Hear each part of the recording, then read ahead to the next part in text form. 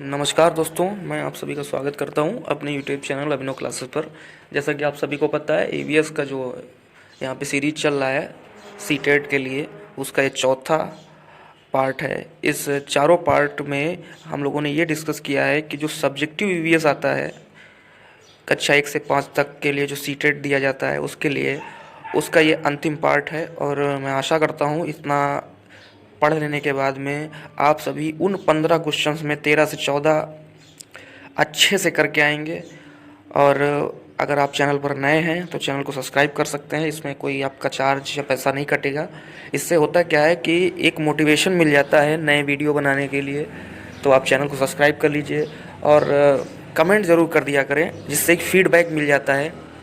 तो चलिए स्टार्ट करते हैं आज का वीडियो। और वीडियो स्टार्ट करने से पहले मैं आपको बता दूं कि 15 क्वेश्चन तो ये आपके क्लियर हो गए यहाँ से, और 15 क्वेश्चन का एक सेक्शन आता है जो आपकी बौद्धिक क्षमता को टच करता है। तो उसके लिए उसमें क्वेश्चंस होते हैं, एनसीएफ के क्वेश्चन होते हैं, कुछ जीवंत उदाहरण होते हैं, कुछ ऐसे प्रश्नों को पूछते हैं जो आपके प्रेजेंस ऑफ माइंड पर डिपेंड करते हैं। तो उसके लिए मैंने एक अलग से वीडियो बनाया है जो आपको बहुत जल्द मिल जाएगा, उसको आप ज़रूर देख लें। उससे आपको एक ये चीज़ पता चल जाएगी कि वास्तविकता में आपको सीटेट के विकल्पों को चुनते समय किस बात का ध्यान रखना है। जैसे सीटेट में क्या होता है, कुछ शब्दों की एनसीएफ घोर निंदा करता है, जैसे रटकर, जैसे किसी शब्द में लगा, किसी पैराग्राफ में लगा हो केवल, या किसी सेंटेंस में लगा हो ही, कि इससे ही वो ज्ञान प्राप्त कर सकता है। तो यहाँ पर जो शिक्षा का क्षेत्र है वो संकुचित हो जाता है, और एनसीएफ इस बात की घोर निंदा करता है। तो वो सारी चीज़ें डिटेल में मैंने वहाँ पर बताई हैं, तो वो वीडियो आपके लिए बहुत ज़रूरी रहेगा। तो वो वीडियो आप तक पहुँच सके उसके लिए आप इस चैनल को सब्सक्राइब कर लीजिए। और मैं आपको बता देता हूँ, उनमें मैंने कुछ ऐसे शब्दों का संकलन किया है जो यदि आपके विकल्प में दिए हों तो आप गलती से भी उन विकल्पों को ना चुनें। ये जो नए लोग मतलब पहली बार सीटेट में बैठते हैं उनसे ये गलतियाँ बहुत ज़्यादा होती हैं, तो उसके लिए आप वो वीडियो ज़रूर देखें। तो चलिए स्टार्ट करते हैं आज का वीडियो। जैसा कि आप देख रहे हैं, एक भीम संघ के बारे में यहाँ पर चर्चा हो रही है कि भीम संघ जो है, ये भीम संघ ये क्या है। ये बच्चों की एक पंचायत है जो कि कर्नाटक में जो राज्य है वहाँ पर होती है, और होलगुंडा गांव है। ये पूरा डिटेल दिया हुआ है। इस तरीके से पूछा क्या जा सकता है कि बच्चों की पंचायत किस राज्य में होती है, तो कर्नाटक। और बच्चों की पंचायत कर्नाटक राज्य के किस गांव में होती है, तो होलगुंडा गांव। और इसको किस नाम से जानते हैं, तो भीम संघ के नाम से इसे जानते हैं। तो जिस तरीके से क्वेश्चन आए आप उसको अटेम्प्ट कर सकते हैं। अब जैसे कि चीज़ ये लिखी हुई है कि यहाँ पर ही लिखा हुआ है कि मुंबई से 1400 किलोमीटर पे है दिल्ली आपका, और चेन्नई से 12 घंटे की दूरी पे कोच्चि। अब आप लोग कहेंगे ये तो कोई लिखने वाली बात ही नहीं है। लिखने वाली बात इसलिए है कि जब वो सवाल आपसे पूछेगा तो वो इस तरीके से नहीं पूछेगा कि मुंबई से दिल्ली के बीच की दूरी बताइए। वो कुछ चीज़ों को बीच में देता है सवाल में सीटेट, और फिर आपसे लास्ट में एक लाइन में पूछता है तो मुंबई से दिल्ली तक की कुल दूरी बताइए। तो अगर आपको पहले से ही पता है 1400 किलोमीटर है, ऑप्शन में आपको 1400 किलोमीटर मिल जाएगा, तो आपको दिक्कत ही नहीं होगी, आप ऑप्शन देख कर ही टिक कर सकते हैं। ठीक है। और वही वो इससे भी पूछ सकता है कि चेन्नई से कोच्चि तक पहुंचने में कितने घंटे का सफ़र तय करना पड़ता है, तो आप 12 घंटे लगा सकते हैं। ठीक है। चलिए आगे चलते हैं। कुछ नाम दिए हैं मलयालम में, अपने यहाँ की भाषा से मलयालम की भाषा में अंतर है, तो उनके कुछ नाम हैं, उनको हम लोग जल्दी से देख लेते हैं। जैसे माँ की बड़ी बहन को यहाँ मासी बोलते हैं, वहाँ बलियम्मा बोलते हैं। ठीक है। चाचा को चिटपन बोलते हैं, चाची को कुजम्मा बोलते हैं। ठीक है। ये कुछ शब्द सुन के आपको हो सकता है हंसी भी आ रही हो, लेकिन ये वहाँ के मूल शब्द हैं। ठीक है। तो हम लोग इनको थोड़ा सा देख लेंगे। ठीक है। उसके बाद आता है नलमड़ा। कुछ ये चीज़ें हैं, ये कुछ अपने लिए खास हैं, तो इससे ये पूछा जाता है ये किस क्षेत्र में है या किस परिपेश में है। तो आपको याद रखना है नलमड़ा जो है ये आपका आंध्र प्रदेश में है। उसके बाद कफ परेड जो है ये मुंबई की है, या होलगुंडी गांव जो आपका ये कर्नाटक में पड़ता है। ठीक है। और बाजार गांव ये आपका महाराष्ट्र में है। ठीक है। बाजार गांव जो है ये आपका महाराष्ट्र में है। ठीक है। उसके बाद में झूम खेती, डीएलएड में भी आप लोगों ने पढ़ा होगा झूम खेती के बारे में, जिन्होंने किया है, और नहीं किया है जिन्होंने, उन्होंने झूम खेती के बारे में पढ़ा होगा। झूम खेती के बारे में थोड़ी सी डिस्कशन ये कर लेते हैं कि पहले तो ये देख लेते हैं जो इसमें लिखा हुआ है। ये एक फसल यहाँ पर जो लोग होते हैं वो एक फसल काटने के बाद में साल के लिए एक ये इसको ज़मीन को ये खाली छोड़ देते हैं, ठीक है। यहाँ पर जंगल उगाता है जिसे काट कर ये जला देते हैं। यह राख खाद का काम करती है, मतलब इन्हें अन्य जो खाद या चीज़ों की जो उपलब्धता होती है उनकी ज़रूरत नहीं पड़ती है, ये उन्हें जलाकर ही अपनी व्यवस्था को पूरा कर लेते हैं, ठीक है। और ये इसी को झूम खेती कहते हैं, इसको स्थानांतरण खेती भी कह सकते हैं, ठीक है। तो ये समय समय पर होती है, की गई फिर जगह छोड़ दी गई, फिर दूसरी जगह की गई, फिर पुनः वहाँ जंगल उगाया या घास पेड़ पौधे हुआ है, फिर उसको जलाया गया और फिर से वहाँ पर खेती की गई, ठीक है। उसके बाद आते हैं थोड़ा सा नीचे, मिज़ोरम। मिज़ोरम के बारे में कुछ चीज़ें जान लेते हैं। देखिए, मिज़ोरम में एक नाच होता है चराओ।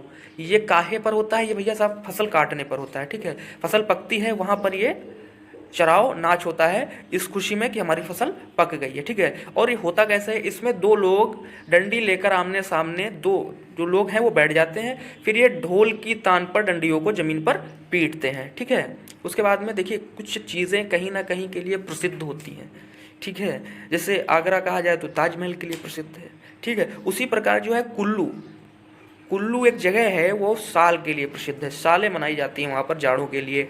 असम राज्य जो है वो सिल्क के लिए प्रसिद्ध है, असम राज्य जो है आपका सिल्क के लिए प्रसिद्ध है। मधुबनी, मधुबनी आप पिछले वीडियो में भी पढ़ चुके हैं। मधुबनी जो है एक पेंटिंग का पैटर्न है, ये एक पेंटिंग है। तो मधुबनी जो है इसकी पेंटिंग्स बहुत ज़्यादा फेमस है, ठीक है। कश्मीरी कढ़ाई, कश्मीरी जो है ये कढ़ाई बहुत ज़्यादा फेमस है।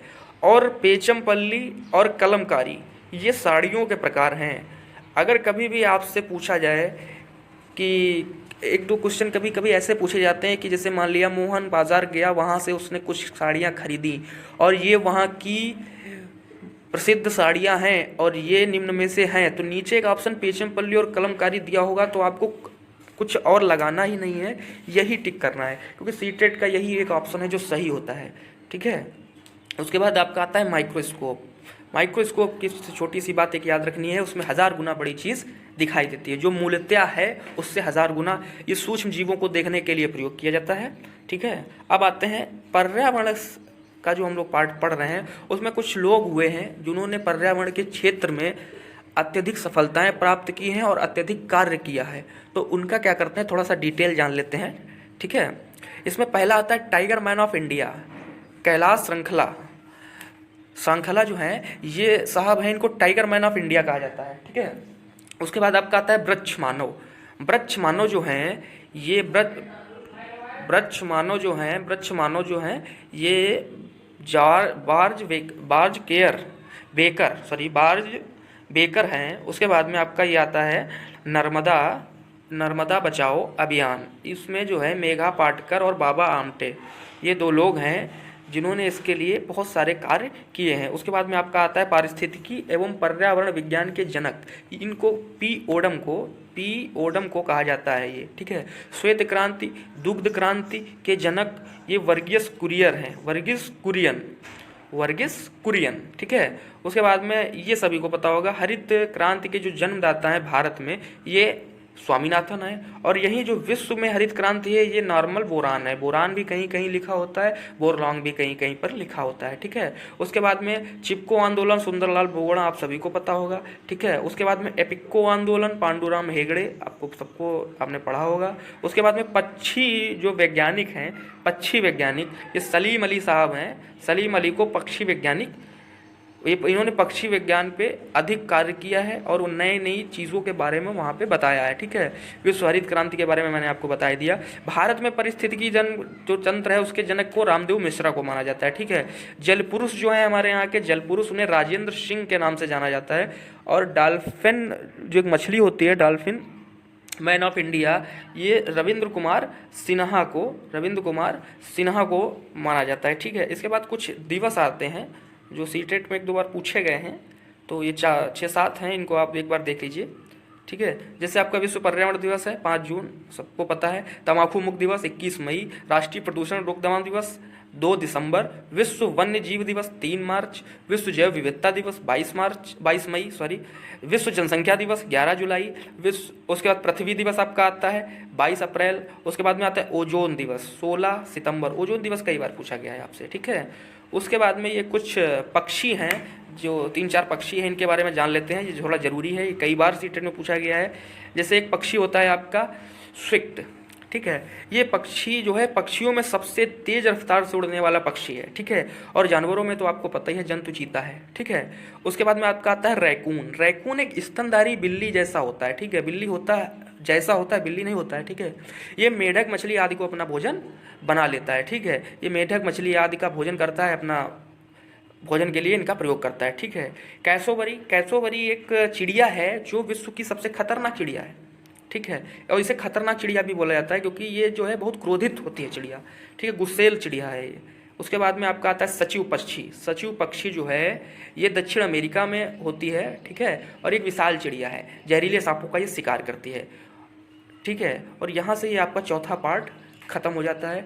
तो ये जो 15 नंबर का सब्जेक्टिव पार्ट है, आपको यहाँ से 13 से 14 क्वेश्चन मिल जाएंगे, ठीक है। उसके बाद में आप जो अगला वीडियो आने वाला है वो ज़रूर देखें, क्योंकि उसमें मैंने ये बताया है कि किन चीज़ों को आपको सीटेट में निगलेक्ट कर देना है और किन चीज़ों को सीटेट में आपको पकड़े रहना है। कुछ ऐसे शब्द हैं जिनको आपको कतई नहीं छोड़ना है। और अगले वीडियो में एनसीएफ है और जो पर्यावरण से सवाल हैं जो आपके दैनिक जीवन में पूछे जाते हैं, वो सारे सवाल आपको मिलेंगे। तो वीडियो देखने के लिए धन्यवाद। चैनल को सब्सक्राइब कर लीजिए, कमेंट कर दीजिएगा।